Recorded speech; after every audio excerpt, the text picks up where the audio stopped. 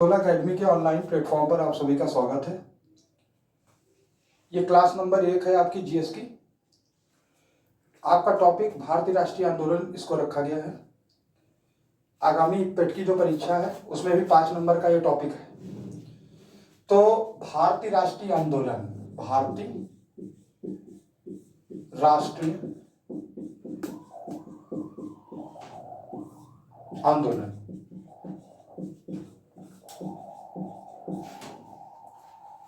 भारतीय राष्ट्रीय आंदोलन मैंने बताया कि आगामी पेट परीक्षा में पेट 2022 आपके 5 नंबर का टॉपिक है। ये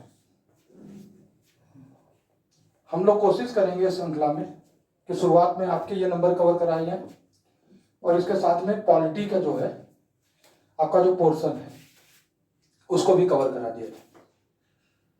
तो इन दोनों चीजों को ध्यान में रखते हुए आज जो पहली क्लास का ये बनेगी राष्ट्रीय आंदोलन पर हमने शुरू की है। चूंकि एक क्लास में संभव नहीं, इसलिए ये आपको जो राष्ट्रीय आंदोलन है मतलब कि इंडियन नेशनल मूवमेंट, इसकी एक श्रृंखला आपको मिलेगी। लेक्चर नंबर 1, 2, 3, 4 करके आप प्ले लिस्ट में जा सकते हैं और अपने वीडियो को देख सकते हैं। आप वीडियो को दूसरी या तीसरी बार भी अपनी सुविधा अनुसार अगर आप नोट्स ना बनाना चाहें तो आप देख लीजिए। वीडियो को तेज कम करके आप देख लीजिए, ये आप सब पर है। तो पहला जो टॉपिक है आज का भारतीय राष्ट्रीय आंदोलन है। तो आज हम जो पहले वीडियो में इस राष्ट्रीय आंदोलन में कितने चरण हैं और किस चरण की क्या प्रासंगिकताएं हैं, मतलब कि किस चरण में भारत में क्या क्या चीजें हुई, इसको समझेंगे। अगली वीडियो में मतलब कि लेक्चर नंबर 2 में राष्ट्रीय आंदोलन के हम लोग जो है हर एक चरण को ध्यान से समझेंगे, जिससे कि हम लगभग सारे 5 नंबर को आराम से कर सकें। तो सबसे पहले हम एक चित्र समझेंगे। इस चित्र के माध्यम से क्या टेंडेंसी रही है या प्रवृत्ति रही है इस पूरे राष्ट्रीय आंदोलन की, इसको हम समझेंगे। देखिए, राष्ट्रीय आंदोलन एक ऐसा आंदोलन रहा जो कि शुरुआत में जब प्रारंभ हुआ तो इतना राष्ट्रीय नहीं था। धीरे धीरे लोगों में जागरूकता बढ़ी और अंत में सभी लोगों ने मिलकर इस राष्ट्रीय आंदोलन में भाग लिया। बहुत सी विचारधाराएं आज भी हैं, तब भी थी। इन्हीं विचारधाराओं का मेल कराने के लिए राष्ट्रीय आंदोलन को हम 3 भागों में विभाजित करते हैं। तो राष्ट्रीय आंदोलन, भारतीय राष्ट्रीय आंदोलन, आप इसको 3 भागों में विभाजित कर लीजिए। राष्ट्रीय आंदोलन, इसको आप 3 भागों में विभाजित कर लीजिए।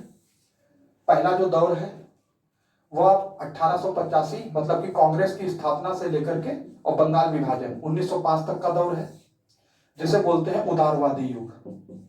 तो उदारवादी युग। जो इसका दूसरा चरण है वो आप 1905 मतलब बंगाल विभाजन के बाद से लेकर के और गांधी जी के आगमन तक मतलब 1915-16 तक आप रख सकते हैं। इसी को कहते हैं आपका गर्मपंथी युग, और इसी में आप क्रांतिकारी युग भी जोड़ सकते हैं। क्रांतिकारी युग, हालांकि दोनों विचारधाराएं अलग अलग हैं, क्रांतिकारी युग भी जोड़ सकते हैं। गांधी जी के आगमन के बाद का जो युग है मतलब 1915 के लगभग से 1947 तक, it is known as a Gandhi युग या गांधी युग का कहा जाता है, गांधी युग कहा जाता है। तो ये 3 चरण हैं आपके। पहला युग उदारवादी युग, इसको आप अपनी सुविधा अनुसार नरमपंथी युग भी लिख सकते हैं। तो नरमपंथी युग भी लिख सकते हैं। ये तीनों युग में भारत ने राष्ट्रीय आंदोलन में अपनी प्रवृत्ति को ऊपर किया है, अपनी टेंडेंसी को धीरे धीरे परिवर्तित किया है। एक उदाहरण अगर देखा जाए तो ये तीनों जो युग है, जो पहला युग है आपका नरमपंथी युग, ये एक ऐसा युग है जिसमें अंग्रेजों को बहुत ज्यादा विरोध का सामना नहीं करना पड़ा। जब भी विरोध हुआ इस युग में तो अंग्रेजों की सत्ता के अंतर्गत, अंग्रेजों के अंतर्गत रहकर करने की कोशिश की गई। ये वो युग है जब भारत में जो भी नेता नरमपंथी रहे या उदारवादी रहे, वो सारे के सारे नेता, बहुत सारे नेता जैसे कि दादा भाई नौरोजी, तो दादा भाई नौरोजी हो गए नरमपंथी नेता। इसके अतिरिक्त गोपाल कृष्ण गोखले, तो गोपाल कृष्ण गोखले हो गए। इसके अतिरिक्त दिनसा वाचा, तो दिनसा वाचा हो गए। इसके अतिरिक्त फिरोज शाह मेहता, तो फिरोज शाह मेहता हो गए। फिरोज शाह मेहता हो गए। ऐसे लगभग कांग्रेस के शुरुआत के जितने भी लीडर हैं सब उदारवादी कहलाते हैं। एक ऐसी सोच जो अंग्रेजों के अंतर्गत रहकर, और अंग्रेजों के अगर कोई भी दिक्कत होती थी तो वो लोग क्या करते थे, प्रतिवेदन देते थे।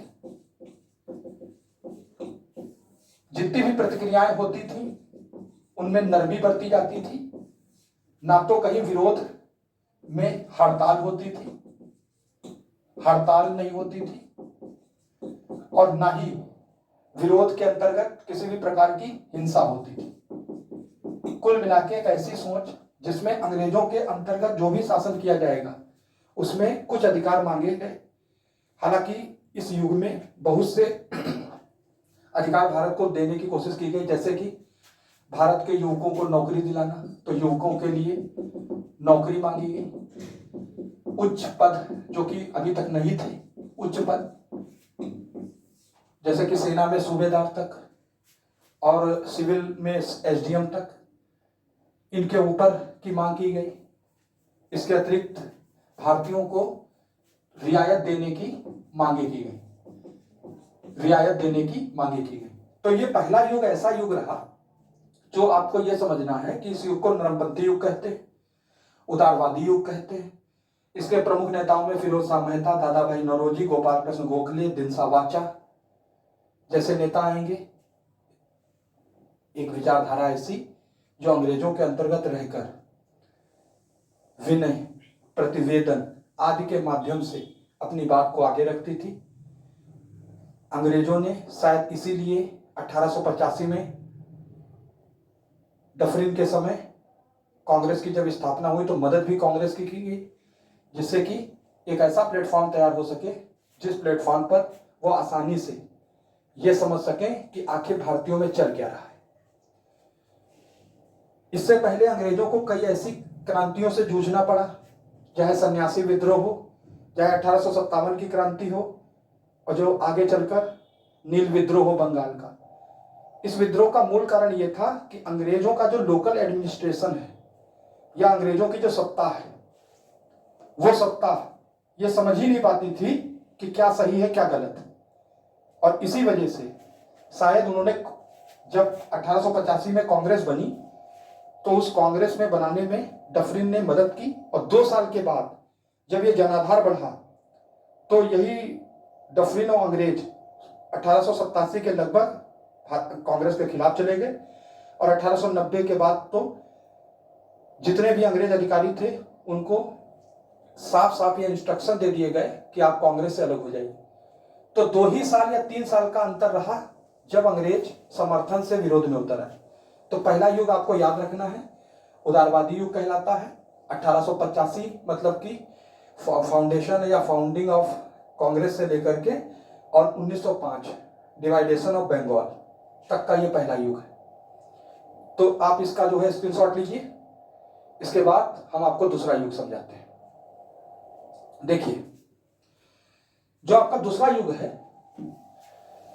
जो दूसरा युग है उसका नाम है गर्मपंथी युग या क्रांतिकारी युग। ये 1905 से लेकर के और 1915 तक का युग है। इस युग में आप समझिए कि एक ऐसा युग जो कि उदारवादी नेताओं के विरोध में ही खड़ा हुआ। मतलब जहां उदारवादी नेता हड़ताल के विरोध में थे, हिंसा के विरोध में थे, तो ये एक ऐसा युग है जो हड़ताल के माध्यम से और सक्रिय विरोध के माध्यम से, सक्रिय विरोध के माध्यम से अपनी बातों को रखने की कोशिश कर रहा है। आगे चलकर इसी युग में जब हिंसा को भी एक शस्त्र के रूप में अपनाया गया, तो इसी को ही क्रांतिकारी युग आगे कहा जाएगा।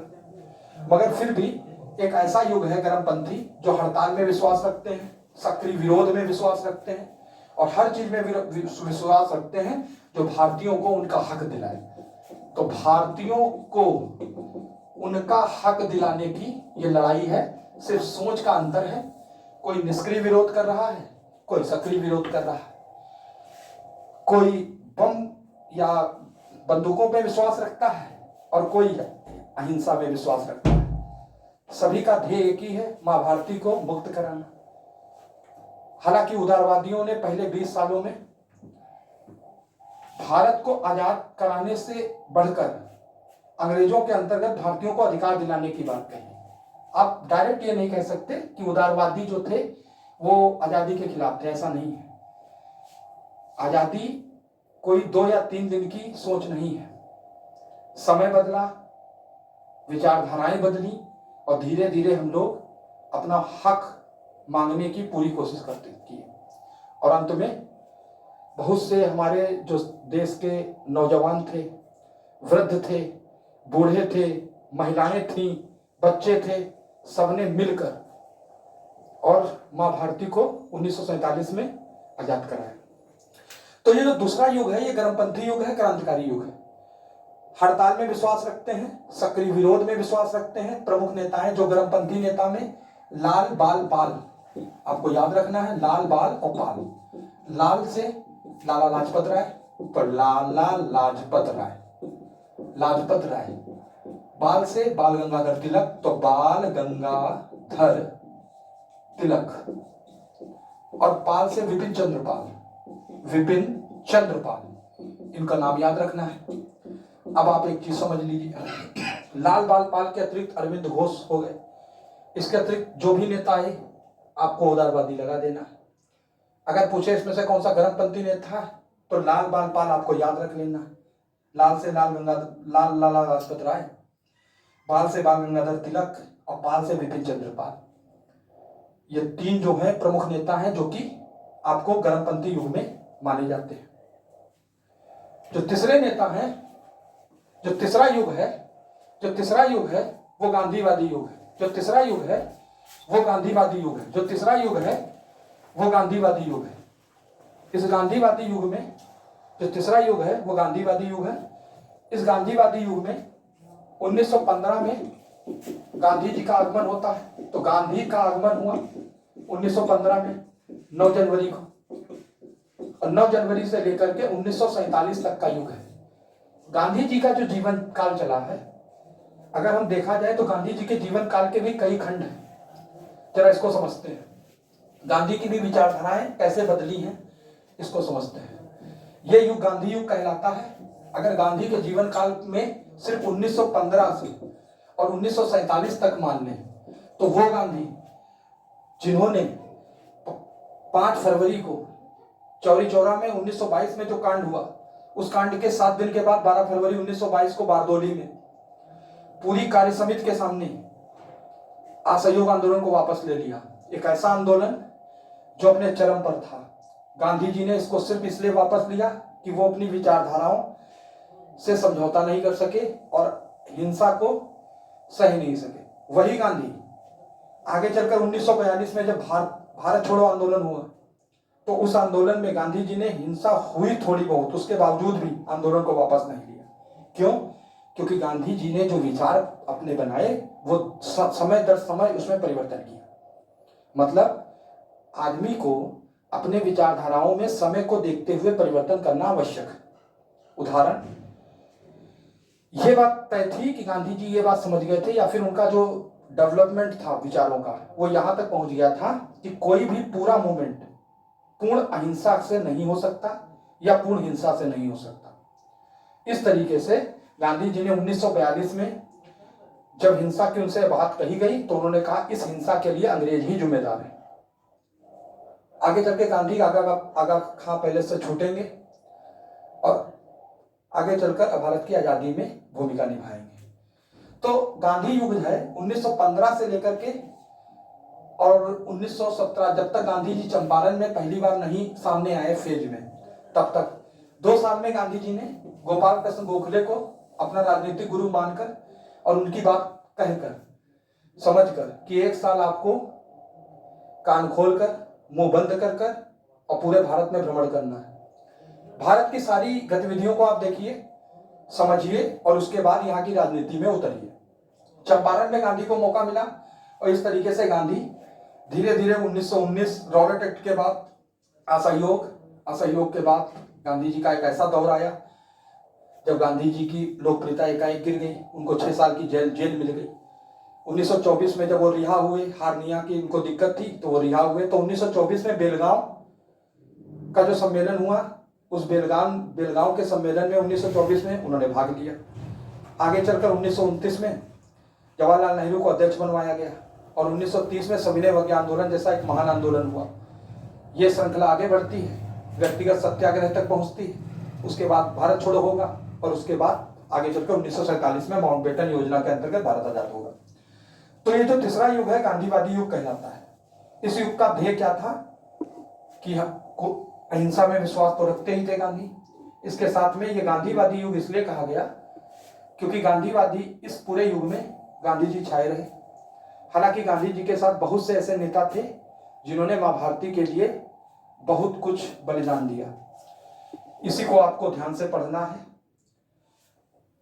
ये जो 3 आज का जो लेक्चर है वो आपको सिर्फ समझाने के लिए था कि भारतीय राष्ट्रीय आंदोलन में कितने चरण हैं, इन चरणों में क्या क्या होना है और इन चरणों में जो जो होना है क्या किस किन सोचों से होना है, इन सबका एक संग्रह था आज का ये लेक्चर। हमने आपको इसमें 3 चीजें बताई कि 3 खंड हैं। 1885 से लेकर 1905 पहला खंड जिसे उदारवादी युग कहते हैं, हड़ताल में विश्वास नहीं रखते, प्रतिवेदन आदि में विश्वास रखते हैं, अंग्रेजों से अपनी बात लेटर आदि के माध्यम से करते हैं, अंग्रेजों के अंतर्गत ही भारत में अपने अधिकारों को लेना चाहते हैं। दूसरा ऐसा युग आया बंगाल विभाजन के बाद जब यहाँ के नवयुवक उठ खड़े हुए। हमने आपको लाल बाल पाल बताया, ये उदारवादी नेता से बढ़कर ये गर्मपंथी युग के नेता के रूप में जाने गए। इनकी विचारधारा गर्मपंथी विचारधारा थी। देखने वाली बात है, गर्मपंथी भी हिंसा में विश्वास नहीं रखते थे, सक्रिय विरोध में विश्वास रखते थे। तो अगर एक चार्ट बनाया जाए तो उदारवादी निष्क्रिय विरोध में, गर्मपंथी सक्रिय विरोध में और क्रांतिकारी हिंसा में विश्वास रखे। क्रांतिकारी हिंसा में विश्वास कैसे रखे? उनका यह मानना था कि अंग्रेजों का जो तरीका है हिंसात्मक, उसको दमन के लिए आपको हिंसा की जरूरत पड़ेगी। हमारे क्रांतिकारियों का ध्येय कभी नहीं रहा कि वो निहत्तों को मार दें, वो उनको मार दें या किसी से दुश्मनी निकालने, ऐसा कोई मतलब नहीं था। हमारे क्रांतिकारियों का यह ध्येय था कि अंग्रेजों को उन्हीं की भाषा में जवाब दिया जाए। अगर अंग्रेज 1 लाठी मारेंगे तो अंग्रेज 2 लाठी खाने के लिए तैयार है। तीसरा युग गांधीवादी युग है जो मैंने बताया, ये इसके भी कई चरण हैं, परंतु आपको एक ही चरण में और कुछ वीडियो के पार्ट्स के माध्यम से पढ़ाया जाएगा। तो ये जो लेक्चर पहला था जिसमें हमने आपको बताया कि राष्ट्रीय आंदोलन आपको कैसे डेवलप करना है। अब इसको अपनी कॉपी पर लिख लीजिएगा। किसी भी टॉपिक को शुरू करने से पहले उसकी प्रवृत्ति को और उसमें आपको क्या पढ़ना है इसको समझना जरूरी था। इसीलिए ये पहला लेक्चर मैंने डायरेक्ट डाटा बेस पर ना पहुंचकर सीधे सीधे हमने आपको एक समुचित रूप से बताया है कि कैसे आपको जो है इन चीजों को ब्रीफ करना है। 1885 28 दिसंबर मतलब कि कांग्रेस की स्थापना से लेकर के और 15 अगस्त 1947 भारत, 14 अगस्त 1947 पाकिस्तान। एक दिन पर दोनों देश अलग हुए, दोनों देश अपनी धुन में आगे निकले, दोनों देश 4 से 5 बार आमने सामने आए। पाकिस्तान पिछड़ता चला गया, भारत आगे बढ़ता चला गया। बात सिर्फ सोच की थी और कुछ नहीं। तो कुल मिलाके आपका जो अगला लेक्चर